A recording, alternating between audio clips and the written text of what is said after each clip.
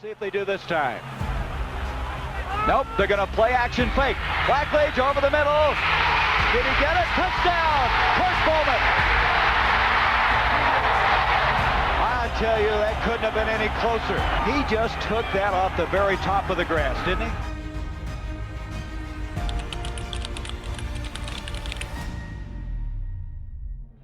In my most recent video, I covered the 1994 Penn State team, a legendary squad that went a perfect 12-0 but was snubbed of a share of the national title in favor of an equally worthy Nebraska team that also went perfect. On that video, I got several comments from Nebraska fans saying that this snub was revenge for 1982. I was somewhat familiar with the controversy they were referring to, but thought that revenge was a weird way to put it. After all, the two teams didn't even play each other in 1994, Nebraska just simply got voted higher. And revenge within sports usually refers to events within a few years of each other, not 12 years apart. But this initial reaction of mine was dead wrong. This is the story of the 1982 Penn State-Nebraska game and how its controversial ending affected a national championship 12 years later. As a team, that we're going to beat Nebraska, and we're going to need all the help we can get. It's not that we might beat Nebraska, we're going to beat Nebraska. While this is the story of two teams, it is also the story of two coaches, Tom Osborne and Joe Paterno. In 1982, Osborne was in his 10th season as head coach of Nebraska, while Paterno was in his 17th season with Penn State. Both coaches had brought lots of success to their respective programs, but neither had won a national title. However, 1982 was looking to be a year where either coach could finally reach the mountaintop. Both teams were coming off strong seasons in 1981 and were returning key starters. For Nebraska, it was guys like Turner Gill, Irving Fryer, and Mike Rozier, while for Penn State, it was guys like Todd Blackledge and Kurt Warner. These two programs would go undefeated through their first few games before facing off in Week 4. This was a massive top 10 matchup with national championship implications. Remember that this was poll-era college football, so a single loss, even to a top 10 team, could end a team's national title hopes. No matter what, this game was going to be a big one that would go down as one of the most controversial games in college football history. The hometown Nittany Lions would start off hot, jumping out to a 7-0 lead in the first quarter. Penn State would add to their lead early in the second quarter to make the score 14-0. Nebraska would then answer back just before the period ended to make the score 14-7 at halftime. He's under pressure, got it off to Fryer. Fryer breaks it, he's going to take it in, touchdown. In the third quarter, Penn State would once again take a 14-point lead, but Nebraska would once again answer to make the score 21-14 entering the fourth. In the final period, the Huskers would capitalize off of two Penn State turnovers. The first one was a fumble on their own side of the field that Nebraska turned into a field goal. The second one was an interception in the end zone with around 5 minutes left in the game. Nebraska then went on a clutch touchdown drive to take the lead with a minute and a half left in the game. So, despite leading basically the entire game, Penn State was faced with a do-or-die situation. If the Nittany Lions wanted to keep their national championship hopes alive, they had to drive down the field and score a touchdown. Quarterback Todd Blackledge was at his best, skillfully driving Penn State deep into Husker territory. The drive seemed to stall out at the 28-yard line though, as Penn State faced a must-have 4th and 11. Okay, this may be the game right here. Blackledge, he's got the first down catch. Kenny Jackson.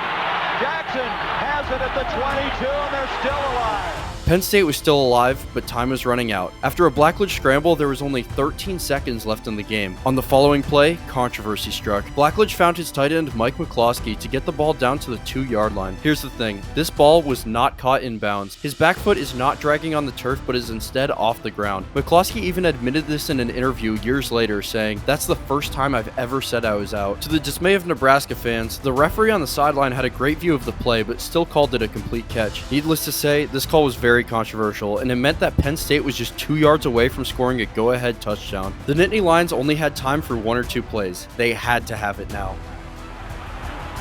Nope, they're going to play action fake.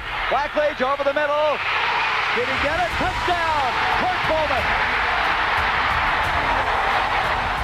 Penn State had done it, scoring a touchdown in the final moments to win the game against the second-ranked Huskers. But was the ball actually caught? The Nebraska defenders certainly didn't think so in the moment, and Husker fans have said for years that this was a trap, meaning the ball hit the ground and was pinned between the ground and his body. However, until this point, the footage has never been good enough to decisively say one way or another, but I believe we can now come to a definitive conclusion, and that conclusion is the one that Nebraska fans have been saying for over 40 years. This ball absolutely hit the ground and was not a complete catch. Let's break it down.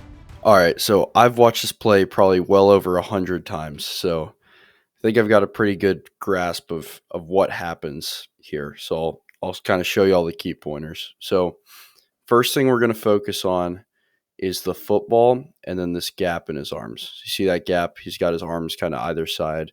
There's this gap. We're going to focus on that, right? So right here, we're going to see the ball drop right in that gap in his arms. Right there. And then his body kind of squishes it into the turf. So right here, he's got, the right arm on the right side of the ball, left arm on the left side of the ball, body's squishing it into the floor, right? Kind of play that a little quicker so you can kind of see how that just drops right in there, right? Next thing we're going to focus on is his wrist straps. So that he has white wrist straps on his right and his left wrist, right? So here, what we see is this is his left wrist strap. This white thing here is his right wrist strap. And then this brown thing, that's the football, right? So football appears to be on the turf there. His left arm is kind of over the ball, and the ball's going to be kind of underneath his left forearm there. And then because the ball's on the turf, he's currently using his right arm to scrape it up against his body. Okay. So you can kind of see here, kind of watch the football on the outside. It's under his left forearm. And then you can kind of see it poking there. It comes this way, right? Then he has to bring in his legs to grasp it. And then there's a football in his grasp. So the reason we know this wasn't a catch is because, let's go back to here. Say he does catch it here. If he catches it here, that means the ball didn't hit the turf and he's got his arms under it. Well, if he's got his arms under it, when he loses the football over here, the ball would be loose on top of his arms, like up by his numbers here on the top of his arms. Instead, the ball is loose underneath his left forearm. He doesn't have control over it at all, so he has to scrape it up his body and kind of cocoon his body to bring it in. So yeah, no catch.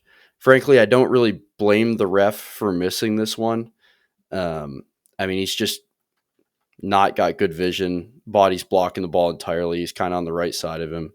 It's just unfortunate. No replay back then couldn't determine that this wasn't a catch. Nebraska certainly felt robbed in the moment, and they had every right to feel that way, with two big missed calls ultimately giving Penn State the win. However, the Cornhuskers wouldn't feel the full weight of this robbery until the end of the season. Nebraska would win out and finish the regular season 11-1. As for Penn State, they would lose their next game playing away against number 4 Alabama. After that, they would win their last 6 games to finish the regular season 10-1. Penn State certainly had the better resume and of course had the head-to-head win against Nebraska, so they were ranked number 2 going into bowl games while Nebraska was ranked number 3. This meant that Penn State would get to play for the national championship against number 1 Georgia in the Sugar Bowl. Incredibly, Penn State would stun the Bulldogs and Heisman winner Herschel Walker with a 27-23 victory to give Coach Joe Paterno his first national championship. Meanwhile, Nebraska would scrape out a win in the Orange Bowl against LSU to finish the season 12-1. Nebraska's only loss the entire season was that loss to Penn State, so Husker fans felt like they had been screwed out of a national championship. The following season, Nebraska was determined to finally bring Coach Osborne a national title, just as Penn State had done for Paterno the year prior. Returning key offensive starters Turner Gill, Mike Rozier, and Irving Fryer, this Nebraska team was set to be one of the greatest offenses in college football history. To open the season, they would play in the first ever kickoff classic against Penn State. Nebraska held nothing back and got their revenge in a 44-6 slaughter of the Nittany Lions. The Huskers would tear through the rest of their schedule, putting up unbelievable final scores and maintaining their number 1 ranking all season. All they had to do was beat Miami in the Orange Bowl to get Coach Osborne his first national title as head coach. This game would go down as one of the greatest in college football history, and the Hurricanes shocked the heavily favored Cornhuskers by breaking up a 2-point conversion attempt in the final moments to win 31-30. So how does this all connect to 1994? Well, to understand that, we need to look at the next 10 years that led up to that fateful season. Nebraska was consistently great, finishing ranked every season, but had never managed to break through and win the national championship. As for Penn State, they weren't as consistent consistent as the Huskers, but they did put together a perfect season in 1986, bringing Coach Paterno his second national championship with an unbelievable upset over Miami.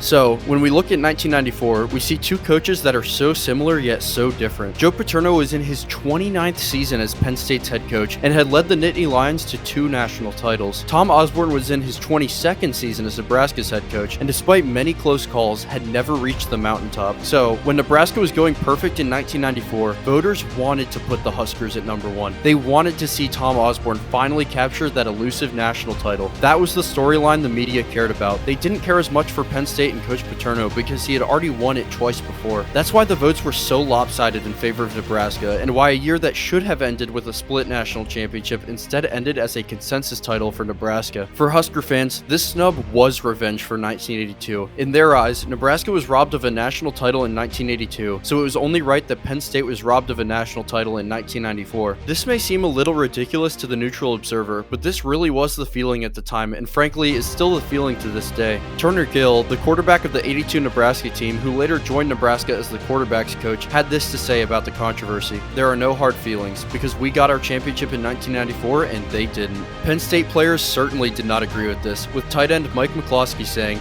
"I know it happened in 1982, but that still wasn't as bad as what the rotten pollsters did to us in 1994. We deserved a share of the title." So there you have it. That's the story of how 2 blown calls in 1982 affected the national championship 12 years later. If you want to see the full story of that 1994 season, click on the video here or in the description. And if you want to see more of my content in the future, hit that subscribe button down below.